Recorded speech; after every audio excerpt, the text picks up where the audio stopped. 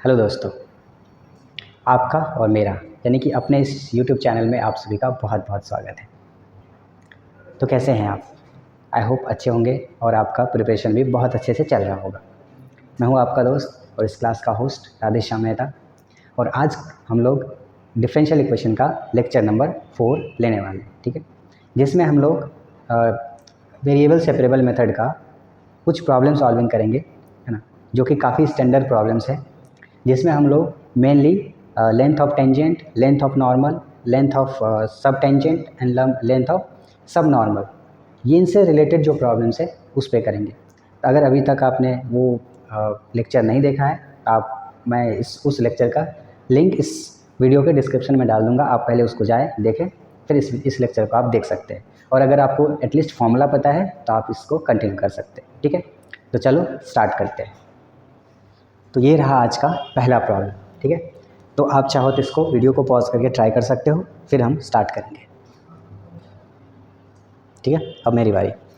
देखो क्वेश्चन है, normal is drawn at a point P, let's say this point is P, है ना, point P x comma y, it meets x axis at Q and PQ is of length K, then show that the differential equation describe the curve is this। तो पहला part यही है कि अपने को ये शो करना है कि जो ऐसा कोई कर्व जिस पे आपने नॉर्मल ड्रॉ किया है किस पॉइंट पे P पे, वो नॉर्मल एक्स एक्सिस को Q पे कट कर रहा है और PQ का जो लेंथ है वो क्या है, K है, ठीक है।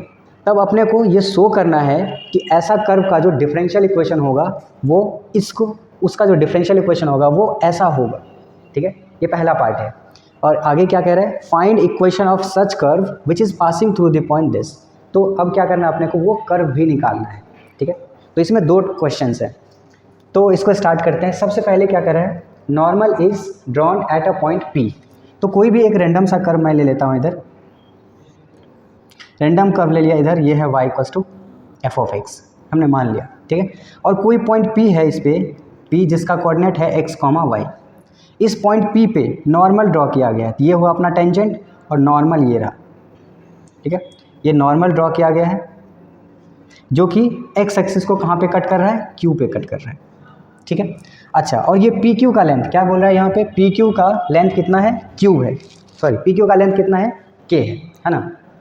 ओके, तो ये जो लेंथ दिया है P से Q के बीच में, ये कितना लेंथ दिया है, K लेंथ दिया है, ठीक है। ओके, अब अपने को शो करना है कि ये जो कर्व है इसका डिफरेंशियल इक्वेशन ऐसा कुछ होगा, ठीक है। तो और कोई भी इन्फॉर्मेशन नहीं है, बस सिर्फ इतना ही इन्फॉर्मेशन है क्या कि इस कर्व पे नॉर्मल खींचा पॉइंट P पे, तो वो नॉर्मल Q पे जाके कट किया जिसका लेंथ कितना है, K है, ठीक है। तो अगर आप देखोगे ये जो PQ लेंथ है, तो PQ कुछ और नहीं, लेंथ ऑफ नॉर्मल है ना। लेंथ ऑफ नॉर्मल क्या होता था, कोई कर्व है, इस पे आप अगर कोई पॉइंट पे नॉर्मल खींच रहे हो तो नॉर्मल एक्स एक्सिस को जहाँ पे कट किया, ये जो लेंथ होता है PQ, वही क्या होता था, लेंथ ऑफ नॉर्मल होता था, है ना। और लेंथ ऑफ नॉर्मल को हम लोग कैसे दिखाते थे, कैसे निकालते थे, लेंथ ऑफ नॉर्मल कैसा होता था, y इंटू सेक थीटा, अगर आपको याद हो यही होता था ना, लेंथ ऑफ नॉर्मल क्या होता था, y सेक थीटा, ठीक है। अगर इसमें कन्फ्यूजन है ना ये कैसे आ रहा है, तो आप जाइए वीडियो को देख के आइए, ठीक है, लिंक डिस्क्रिप्शन में है। ओके, तो हम लोग यहाँ से स्टार्ट करेंगे। PQ का लेंथ दिया हुआ है ना, वो कितना है, K के इक्वल, और K किसके इक्वल होगा, y सेक थीटा के इक्वल, है ना। तो अकॉर्डिंग टू क्वेश्चन क्या है, length of normal this is equal to K, बोलो कोई दिक्कत है। अच्छा, लेंथ ऑफ नॉर्मल का फॉर्मूला अपने पास है y सेक थीटा, है ना, इक्वल टू K। अच्छा, अब ये थीटा क्या होगा, ये देखो, जैसे जब भी ये सेक थीटा है या फिर कॉट थीटा ऐसा कुछ आता है, हम लोग इसको क्या करेंगे, टेन में कन्वर्ट करेंगे। और आप पूछोगे टेन में क्यों, क्योंकि टेन थीटा को हम लोग dy/dx लिख सकते हैं, है ना।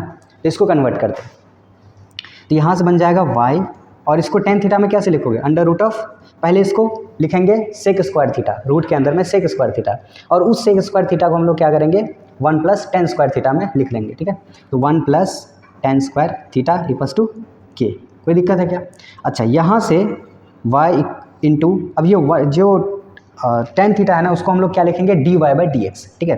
तो ये आ गया dy अपन dx इसका होल स्क्वायर, और ये किसके इक्वल है, k के इक्वल। ठीक है, अभी क्योंकि अपने को ये शो करना है कि ये जो डिफरेंशियल इक्वेशन है वो इस कर्व का है ना। तो यहाँ से देखो वैसा कुछ दिख रहा है बट यहाँ पे रूट है, हम लोग क्या करेंगे, इसको स्क्वायर कर लेंगे, रूट से फ्री कर लेंगे। ठीक है, इसको जब दोनों तरफ से स्क्वायर करेंगे, स्क्वायरिंग बोथ साइड्स। ठीक है, अगर यहाँ स्क्वायर करते हैं तो क्या होगा, y square into 1 plus d y upon d x का होल स्क्वायर है ना, इक्वल्स टू के का स्क्वायर। बोलो कोई दिक्कत है, नहीं है ना। अब इसको थोड़ा सा और रीअरेंज करते हैं और फिर उसको इस फॉर्म में लेके आएंगे। तो यहाँ से क्या करना होगा, पहले वाई स्क्वायर से मल्टीप्लाई कर लेते हैं ना, तो ये बन जाएगा y square plus y square into d y upon d x का whole square equals to k square, है ना। अच्छा, यहाँ से वाई स्क्वायर को इस साइड लेके आ जाते हैं, ऐसा क्यों, क्योंकि यहाँ पे वैसा ही दिख रहा है। ठीक है, तो ये बन गया y square d y by d x का whole square equals to k square minus y square. बोलो कोई दिक्कत है। यहाँ से अगर हम लोग दोनों, क्योंकि इस पे भी स्क्वायर है इस पे भी स्क्वायर है, हम लोग कह सकते हैं उस पूरे पे होल स्क्वायर है ना। तो यहाँ से क्या करेंगे, इस स्क्वायर को इस साइड लेके आएंगे तो रूट होगा। तो यहाँ से क्या बन गया, y into d y upon d x equals to under root of k square minus y square, है ना। अब क्योंकि यहाँ से स्क्वायर इस साइड आ रहा है तो इधर क्या होगा, प्लस माइनस। ठीक है, तो ये अपना जो पहला क्वेश्चन का आंसर है कि ये शो करना है कि ऐसा कोई कर्व जिस पे हम लोग नॉर्मल खींचेंगे, है ना, और नॉर्मल अगर क्यू पे कट कर रहा है उसका लेंथ के है, ठीक है ना, तो उस तरह का जो कर्व है उसका डिफरेंशियल इक्वेशन ऐसा होगा। ये चीज़ हमने प्रूफ कर लिया। ठीक है, पहले पार्ट का आंसर क्लियर हो गया। ठीक है, अच्छा अब क्या बोल रहा है यहाँ पे, find equation of such curve which is passing through this. तो इस बार क्या है, अपने को ये कर्व का भी इक्वेशन निकालना है ना। ठीक है, तो अपने पास जब डिफरेंशियल इक्वेशन आ चुका है तो क्या हम उसका सॉल्यूशन निकाल सकते हैं क्या, सॉल्यूशन मतलब उसका कर्व निकाल सकते हैं क्या, सिंपल निकाल सकते हैं by solution of differential equation, है कि नहीं। ओके, तो इधर का मैं इरेज करने जा रहा हूँ, यहाँ तक आप चाहो तो नोट कर लो जल्दी से।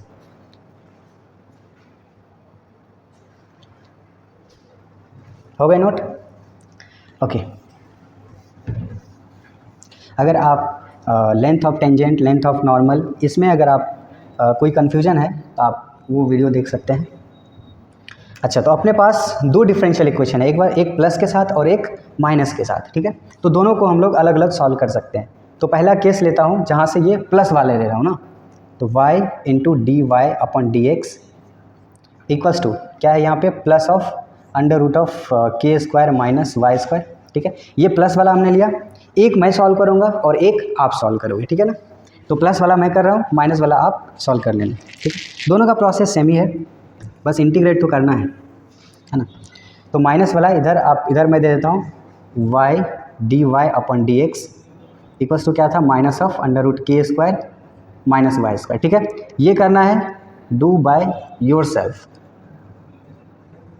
ठीक है, अब इसको देखो आप, तो यहाँ से इसको कैसे यहाँ से कर्व तक पहुँचा जाए, तो सिंपली अपने को क्या करना होगा, वेरिएबल्स को सेपरेट करना होगा, है ना।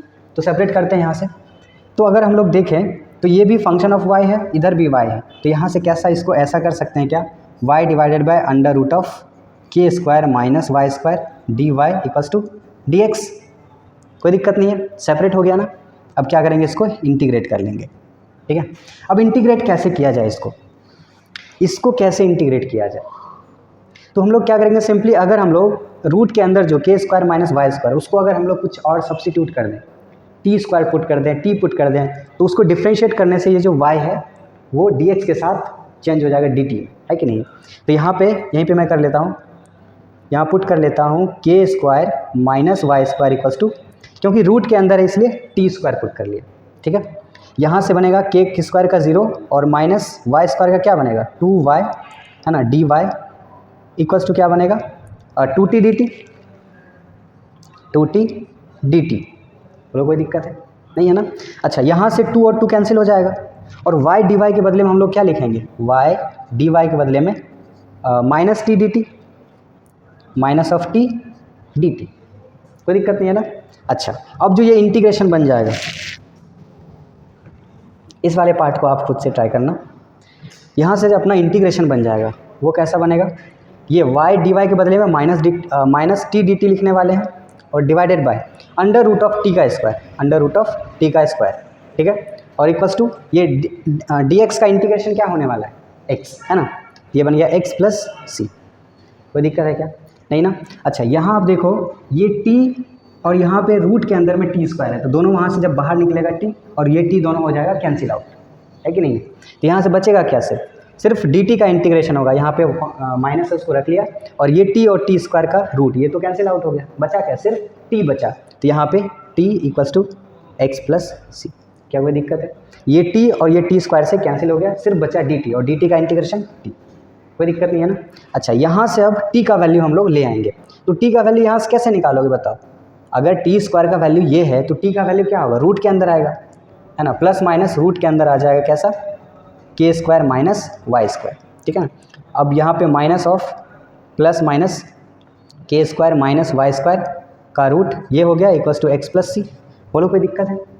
अब क्या करते हैं ना, दोनों साइड स्क्वायर करते हैं पहले, ठीक है, दोनों साइड इसको स्क्वायर करके देखते हैं क्या होता है। क्यों, क्योंकि ये बहुत सारा प्लस माइनस वगैरह है, ठीक है। तो जब स्क्वायर करेंगे तो ये प्लस माइनस सारा प्लस हो जाएगा और ये रूट भी गायब हो जाएगा, बचेगा क्या यहाँ से, के स्क्वायर माइनस सी का होल स्क्वायर, ठीक है। और इधर क्या बन गया, के स्क्वायर माइनस वाई स्क्वायर, हमने दोनों साइड स्क्वायर कर लिया, ठीक है।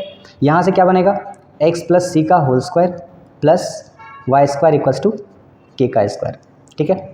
ये आंसर हो सकता है, नहीं तो पिछला वाला आंसर होगा, ठीक है। क्या ये क्लियर है, क्लियर है ना। अच्छा ये माइनस वाला आपको जरूर ट्राई करना है, ठीक है, आप जल्दी से नोट कर लो। हो गए नोट, हो गए। अच्छा देखो यहाँ पे ये c का वैल्यू निकालने के लिए अपने पास इनिशियल वैल्यू भी दिया हुआ है, ये जो कर्व है पासिंग थ्रू 0, k, ठीक है ना। तो ये c का वैल्यू हम लोग आराम से यहाँ से निकाल सकते हैं, ठीक है। अब अगर x का वैल्यू 0 और y का वैल्यू k रखें तो c का वैल्यू क्या आएगा, इसमें रख के देखो, x का वैल्यू 0 तो यहाँ बचेगा c का स्क्वायर प्लस y का वैल्यू k तो k स्क्वायर, तो ये k स्क्वायर ये k स्क्वायर कैंसिल हो जाएगा, है ना। तो बचेगा क्या, c स्क्वायर इक्वल्स टू 0। यानी कि हम लोग यहाँ से कह सकते हैं कि since this is passing through 0, k, so c का वैल्यू विल बी 0। और अगर c का वैल्यू 0 हो चुका है तो इसका जो फाइनल आंसर होगा वो कैसा होगा, x का स्क्वायर प्लस वाई का स्क्वायर इक्वल्स टू के का स्क्वायर। बोलो कोई कन्फ्यूजन है इसमें, नहीं है ना, क्लियर है ना। ओके नोट करो, हो गया नोट, ओके। तो अब इस दूसरे क्वेश्चन को देखते हैं। तो क्वेश्चन है find the curve which is not passing through origin such that length of normal at point P is equal to the radius vector of point P। अच्छा इस पूरे क्वेश्चन में एक नया वर्ड आपको दिख सकता है, रेडियस वेक्टर, ठीक है। तो सबसे पहले मैं ये बता दूं कि रेडियस वेक्टर होता क्या है। तो कोई भी पॉइंट P है यहाँ पे मान लिया, ठीक है, और इधर है ओरिजिन। तो इस पॉइंट P से ओरिजिन तक का जो लेंथ है, ये डिस्टेंस है, इस पॉइंट P से ओरिजिन तक का जो डिस्टेंस है वही क्या है, रेडियस वेक्टर है। आप चाहो तो इस पॉइंट को नोट कर लो, distance between point P to centre of the centre means origin कह सकते हैं आप, है ना, distance between P to origin, ठीक है, ये क्या कहलाएगा, रेडियस वेक्टर कहलाएगा, क्लियर है ना। अच्छा अब देखो क्वेश्चन में क्या बोला है, length of normal at point P is equal to the radius vector of point P। तो मान लेता हूँ कोई भी कर्व ऐसा है ना, ऐसा रैंडम सा कर्व हमने ले लिया। इस पॉइंट मान लेता हूँ ये वाला पॉइंट P है, ठीक है, यहाँ पे हमने टेंजेंट खींचा और नॉर्मल खींच लिया, ठीक है। ये वाला पॉइंट P है जिसका कोऑर्डिनेट है x, y, ठीक है ना। और वो अब क्या बोल रहा है ये, such that length of normal at point P। तो लेंथ ऑफ नॉर्मल किसको बताएगा, अभी हमने बताया था क्या था, लेंथ ऑफ नॉर्मल इस पॉइंट P से जहाँ से आपने नॉर्मल खींचा है कर्व पे, वो जो नॉर्मल है एक्स एक्सिस को जहाँ पे कट किया उसके बीच का जो लेंथ होता है वही क्या होता है, लेंथ ऑफ नॉर्मल, है ना। और लेंथ ऑफ नॉर्मल को हम लोग कैसे दिखाते हैं, y सेक थीटा से, ठीक है। और ये y क्या है, ये कोऑर्डिनेट है, y coordinate of point P, ठीक है ना। अच्छा तो ये है, और ये इसके बाद लेंथ ऑफ नॉर्मल तो अपने पास आ चुका है, इसी को हम लोग क्या लिखेंगे, y under root of 1 plus d y upon d x का होल स्क्वायर। अभी हमने निकाला था इसको, ठीक है। ओके अब क्या कह रहा है, this is equal to radius vector, है ना। तो रेडियस वेक्टर अगर हम लोग निकालें तो रेडियस वेक्टर कैसे निकालेंगे, रेडियस वेक्टर क्या है, distance between point P and origin. So origin से P का जो लेंथ है, ओरिजिन से P का लेंथ कैसे निकालोगे? डिस्टेंस बिटवीन 2 पॉइंट से, तो वो कैसा पॉइंट आएगा? Under root of x square plus y square. कोई दिक्कत है क्या? नहीं है ना। अच्छा, अब अकॉर्डिंग टू क्वेश्चन वो क्या बोल रहा है कि ये दोनों जो लेंथ है वो क्या है? इक्वल है, यानी कि y under root of 1 plus d y upon d x का स्क्वायर ये किसके इक्वल है? Under root of x square plus y square के इक्वल। क्लियर है ना? ओके, तो अभी दोनों साइड स्क्वायर कर लेते हैं। दोनों साइड अगर स्क्वायर करें तो यहाँ से क्या बनेगा? Y square into 1 plus d y by d x का होल स्क्वायर इक्वल्स टू क्या आ जाएगा? X square plus y square. कोई दिक्कत है क्या? नहीं है ना। अच्छा, इसको ज़रा मल्टीप्लाई कर लेते हैं एक बार, तो ये बन गया y square plus y square into d y upon d x का whole square equals to x square plus y square. यहाँ से ये वाई स्क्वायर और ये वाई स्क्वायर तो कैंसिल हो जाएगा। क्लियर है ना। तो अभी जो भी पार्ट अपने पास बचा है उसको एक बार यहाँ लिख लेते हैं। ये क्या है?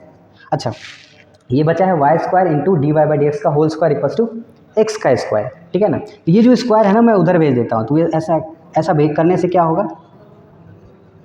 Y d y by d x किसके इक्वल हो जाएगा? ये क्योंकि एक्स स्क्वायर पे रूट आने वाला है, तो रूट आएगा तो वो प्लस माइनस के साथ आएगा। बोलो कोई दिक्कत है? नहीं है ना। अब देखो यहाँ से दो पार्ट में आंसर आने वाला है, एक तो प्लस वाला और दूसरा माइनस वाला। ठीक है ना।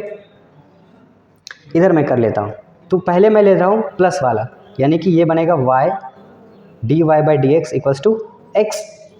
अब यहाँ से कर्व कैसे निकाला जाए? अपने को निकालना है, कर्व ही निकालना है। तो कर्व कैसे निकाला जाए? क्योंकि डिफरेंशियल इक्वेशन दिया हुआ है, तो कर्व निकालने के लिए अपने को क्या करना होगा? इंटीग्रेट करना होगा। पहले वेरिएबल को सेपरेट करेंगे फिर इंटीग्रेट करेंगे। ठीक है, तो यहाँ से सेपरेट कर लेते हैं, ऑलरेडी ये सेपरेटेड है, फिर सिर्फ डी एक्स को उधर भेजना है। तो y d y equals to क्या आ गया? X d x. कोई दिक्कत है क्या?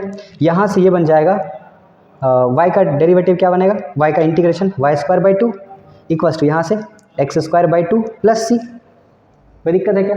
अच्छा, मैं क्या करता हूँ, ये एक्स स्क्वायर वाले को इधर लेके आता हूँ। ये बन गया y square by 2 minus x square by 2 और इक्वल्स टू सी। क्लियर है ना। अब ये बाई 2 को मैं इधर लेके आ जाता हूँ, तो ये बनेगा क्या? Y square minus x square equals to 2c। Clear है ना। अच्छा, अगर ऐसा है तो ये किस चीज़ का इक्वेशन आप ज़रा ऑब्जर्व करो। Y square minus x square equals to 2c को एक नया कांस्टेंट दे देते हैं k। ठीक है, ये क्या कौन सा ऐसा कर्व है जिसका ये इक्वेशन बताओ? ये आप अगर देखोगे तो ये कुछ और नहीं, हाइपरबोला है ना। तो एक हाइपरबोला का इक्वेशन आ गया। ठीक है, जब हमने प्लस वाला साइन लिया था, आप इसको माइनस वाला साइन लेके देखो। ठीक है, सिंपली जब हम लोग माइनस वाला साइन लेंगे तो ये कैसा बनेगा? Y d y upon d x equals to minus x. अब फिर से वही सेम चीज़, y d y equals to क्या बनेगा? माइनस एक्स डी एक्स, इसका इंटीग्रेशन। तो ये क्या बन जाएगा? वाई स्क्वायर बाई 2 और इक्वल्स टू माइनस में एक्स स्क्वायर बाई 2 प्लस सी। इसको एक्स स्क्वायर को इधर लेके आ जाएंगे, है ना। इस एक्स स्क्वायर वाले टर्म को इधर लेके आ गए तो कैसा बनेगा? Y square by 2 plus x square by 2 equals to c. और यहाँ से कैसा आएगा? X square plus y square equals to ये 2c। 2c को क्या हम लोग कोई नया कांस्टेंट लिख सकते हैं, है ना। नया कांस्टेंट मान लेता हूँ k स्क्वायर, क्योंकि ये सर्कल का इक्वेशन है। k स्क्वायर लिखो k लिखो, एक ही बात है ना, क्योंकि वो तो ओवरऑल कांस्टेंट ही तो है।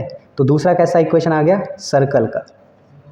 यानी कि दो ऐसे कर्व हैं, दो ऐसे इक्वेशन मतलब दो ऐसे कर्व हैं जिस पे आप ये सारा चीज़ करते हो ना, उसका मतलब इसको फॉलो करेगा। मीन्स अगर उस किसी पॉइंट P पे आप अगर नॉर्मल खींचते हो तो वो नॉर्मल का जो लेंथ होगा और उस पॉइंट का ओरिजिन से जो लेंथ होगा वो दोनों इक्वल होगा। ऑब्वियस सी बात है ना। आप देख लो, कोई भी सर्कल है, यहाँ पे मैं बना लेता हूँ, कोई भी सर्कल है, किसी भी पॉइंट पे उस सर्कल पे अगर आप नॉर्मल खींचते हो तो वो पक्का ओरिजिन से होके जाता है, मतलब सर्कल के सेंटर से होके जाता है ना। ठीक है, और देख लो ये जो सर्कल है इसका सेंटर कहाँ है? 0 0 पे है कि नहीं? 0 0 पे है। और अगर इसका सेंटर 0 0 पे है तो ये लेंथ किसके इक्वल है? अगर इस पॉइंट से जो एक्स एक्सिस को कहाँ पे कट किया है? ओरिजिन पे कट किया है, तो ये लेंथ कितना है उसका? वही लेंथ ऑफ नॉर्मल है, और वो किसके इक्वल है? जितना इसका रेडियस है। और रेडियस किसके इक्वल है? Distance between P to origin.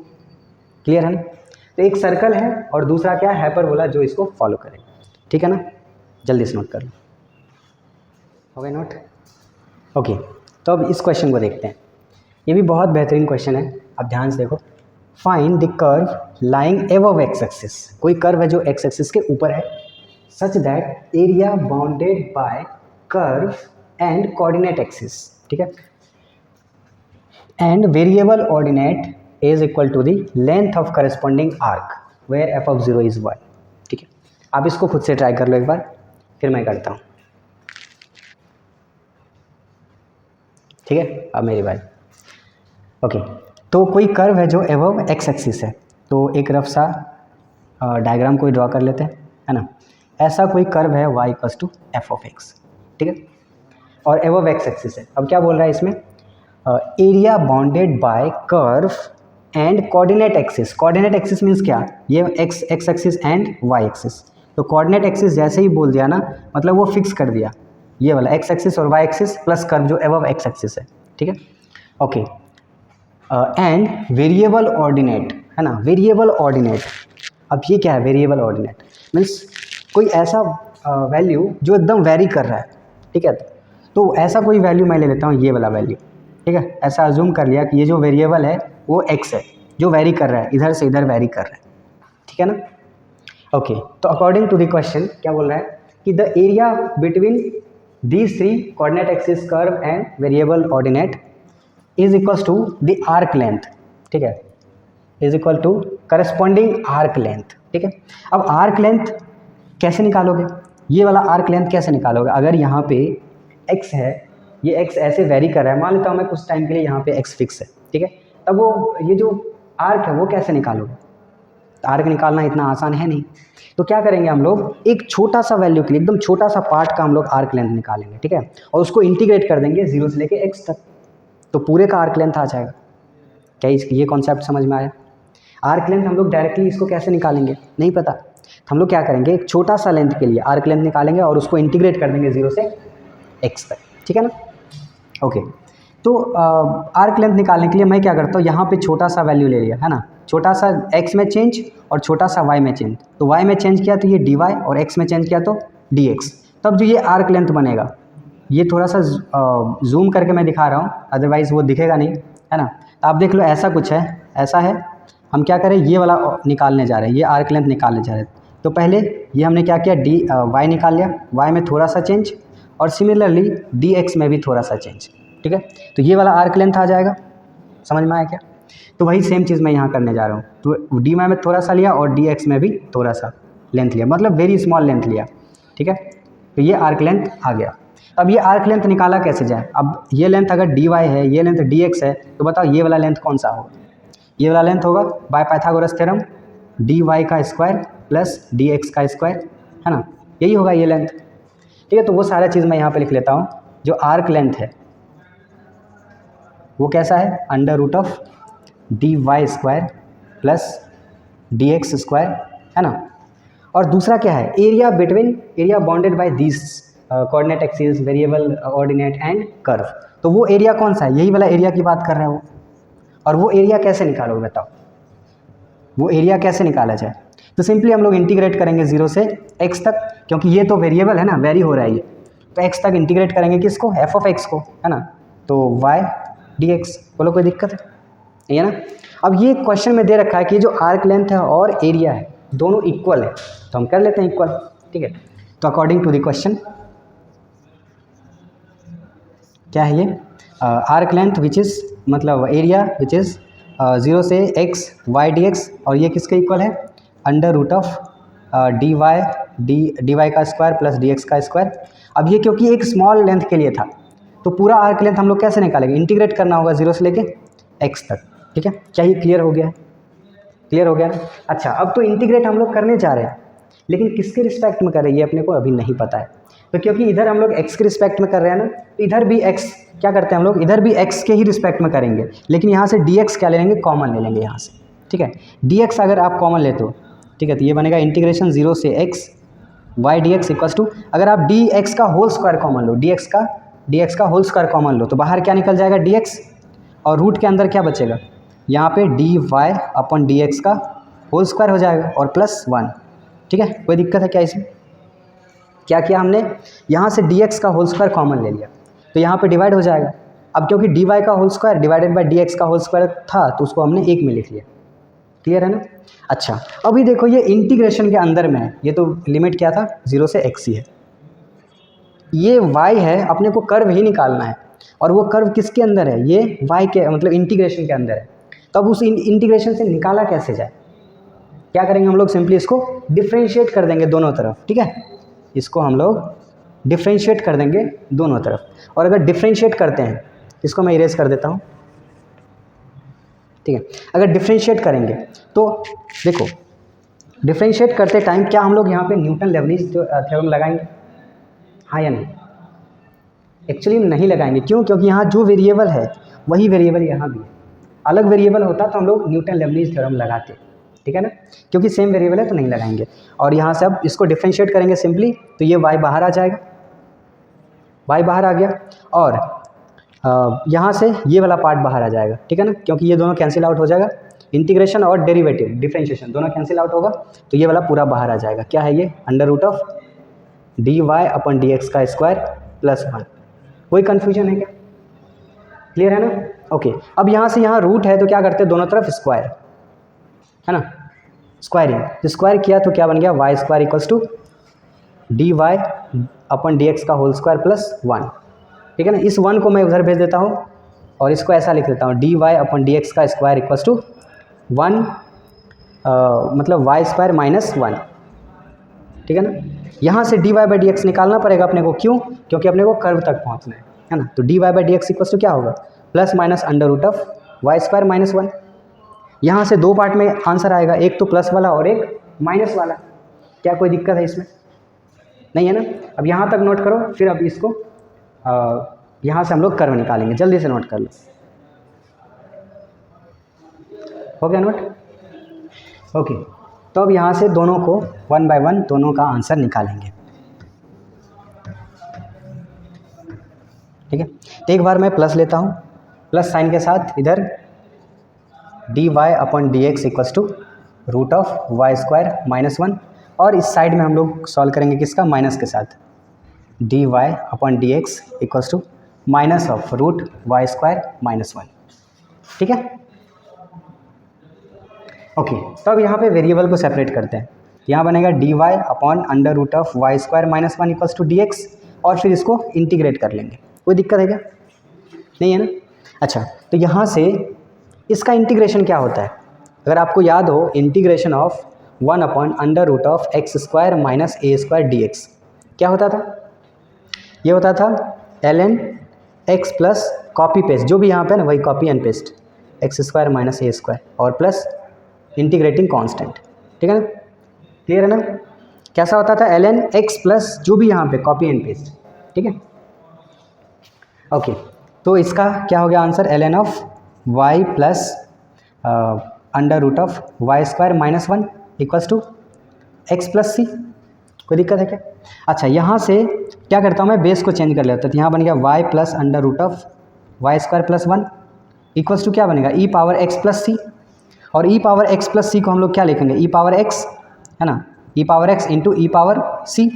अच्छा इस e पावर c को ऐसा लिख सकते हैं क्या, कोई और कांस्टेंट ले लेते हैं, क्योंकि e पावर c भी एक कांस्टेंट ही है, तो कोई भी और कांस्टेंट ले लिया, लैम्डा ले लिया, तो लैम्डा e पावर x, ठीक है। और ये किसके इक्वल है, y plus under root of y² plus 1 के इक्वल है। कोई दिक्कत है क्या इसमें, नहीं है ना, यहाँ तक तो कोई कन्फ्यूजन नहीं होगा, ठीक है। अच्छा अभी देखो ये इनिशियल वैल्यू दे रखा है, इनिशियल वैल्यू क्या है, f(0 equals to 1), f(0 equals to 1 means x का वैल्यू 0 रखेंगे तो y की जगह पे 1 रखेंगे, यहाँ पर रख लेते हैं, सिंस f(0 इक्वल्स टू 1), अब इसमें पुट कर लेते हैं, तो यहाँ पे क्या पुट करना है, x का वैल्यू 0 और y का वैल्यू 1, इसमें पुट करते हैं, तो y का वैल्यू 1, तो ये बनेगा 1 plus under root of 1 plus, अच्छा यहाँ पे माइनस था ना, यहाँ माइनस है, ठीक है, तो ये y 1 माइनस 1 इक्वल्स टू क्या बनेगा, x का वैल्यू लैम्डा इंटू x का वैल्यू क्या है 0, e पावर 0, तो यहाँ से लैम्डा का वैल्यू क्या आ रहा है 1, लैम्डा का वैल्यू क्या आ गया 1। सो अपना फाइनल कर्व जो हो गया वो कैसा हो गया, y plus under root of y² minus 1 equals to e power x, और ये हो गया अपना फाइनल आंसर, ठीक है। ये कौन सा कर्व आया है, जब हमने प्लस साइन के साथ फॉलो किया, मतलब प्लस साइन के साथ सॉल्व किया, ठीक है, और आपको यहाँ पे माइनस साइन के साथ सॉल्व करना है, ठीक है। तो दो ऐसे कर्व आएंगे, दो ऐसे कर्व आएंगे जिसमें the area between curve coordinate axis and variable ordinate will be equals to the length of corresponding arc. ठीक है, ऐसे दो कर्व आएंगे, पहला कर्व तो आ गया है यहाँ पे, ठीक है, और दूसरा कर्व जब आप माइनस साइन के साथ सॉल्व करेंगे। ठीक है, इसको ट्राई कीजिए आप। ओके, अब इस प्रॉब्लम को देखते हैं। तो प्रॉब्लम कैसा है, find curve passing through 2,3 and satisfy this equation. ठीक है, ओके, तो ऐसा कर्व निकालना है जो कि 2,3 से पास हो रहा है और इसको सेटिस्फाई कर रहा है। ठीक है, ओके, तो आप एक देखो, आप यहाँ पे ये देख सकते हो, ये क्या है, y ऑफ t, यहाँ पे y ऑफ x है। तो ये y नहीं है एक्चुअल में, वो कैसा है, आप ऐसा देखो, y equals to f of x हम लोग जनरली लिखते हैं। तो एफ ऑफ एक्स लिखो, y ऑफ x लिखो या g ऑफ x लिखो, सब क्या है, एक ही बात है, सब रिप्रेजेंटेशन है बस। मतलब ये कुछ और नहीं, एफ ऑफ एक्स है। समझ में आ गया क्या? या फिर तुम इसको y समझ लो, ठीक है ना, तो ज़्यादा बेटर होगा आप y समझ लो इसको। ठीक है, फंक्शन ऑफ x। ठीक है, तो इस t को मैं यहाँ से हटा दे रहा हूँ। ठीक है, इधर भी हटा लिया। तो अभी अपने पास ऐसा कर्व है, तो यहाँ से y को पहले हटाना होगा तभी कर्व निकलेगा, है ना। अब सोचो इसको कैसे हटाया जाए, इस इंटीग्रेशन में से y को कैसे हटाया जाए। तो इंटीग्रेशन में से y को, मतलब कर्व को निकालने का एक ही तरीका है कि आप उसको डिफरेंशिएट कर दो या फिर इंटीग्रेट कर लो, बट इसका इंटीग्रेशन तो हम लोग कर नहीं सकते अभी।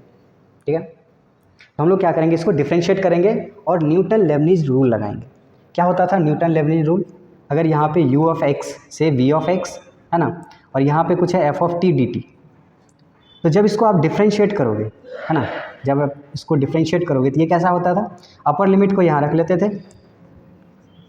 है ना, इनटू अपर लिमिट का डेरिवेटिव माइनस फिर f में हम लोग क्या रिप्लेस करते थे, लोअर लिमिट, और फिर लोअर लिमिट का डेरिवेटिव। क्लियर है ना। सेम चीज़ यहाँ पे मैं करने जा रहा हूँ, इसको अभी दोनों तरफ डिफरेंशिएट करने जा रहा हूँ। तो डिफरेंशिएट करने पे ये अपर लिमिट आएगा तो वो x इंटू वाई, ठीक है, और फिर x का डेरिवेटिव 1 प्लस, अब लोअर लिमिट रखने पे वो डायरेक्ट 0 हो जाएगा। कोई दिक्कत है क्या? अच्छा, यहाँ से अब इसको डिफरेंशिएट करेंगे तो एक्स स्क्वायर को बाहर, y को डिफरेंशिएट किया तो dy by d x, plus अब y को बाहर और x स्क्वायर को डिफरेंशिएट किया तो 2x। कोई दिक्कत है क्या? क्लियर है ना? क्लियर है। अच्छा, अब यहाँ से हम लोग देखेंगे, इसको फर्दर सॉल्व करेंगे तो x square into d y by d x, और ये जो 2xy है इसको इधर लेके आ जाते हैं तो ये क्या बनेगा, माइनस में xy। बोलो कोई दिक्कत है यहाँ पे? क्या क्या हमने, ये जो 2xy था इसको इधर लेके आ गए तो क्या बन गया, माइनस xy। क्या लगता है अभी से यहाँ से, अच्छा ये x भी कैंसिल हो जाएगा, होगा ना, क्योंकि x है क्या, पॉजिटिव, x 0 है नहीं, x पॉजिटिव है, हम आराम से कैंसिल कर सकते हैं। तो यहाँ से क्या हम लोग वेरिएबल को सेपरेट कर सकते हैं क्या, आराम से वेरिएबल को सेपरेट कर लेंगे।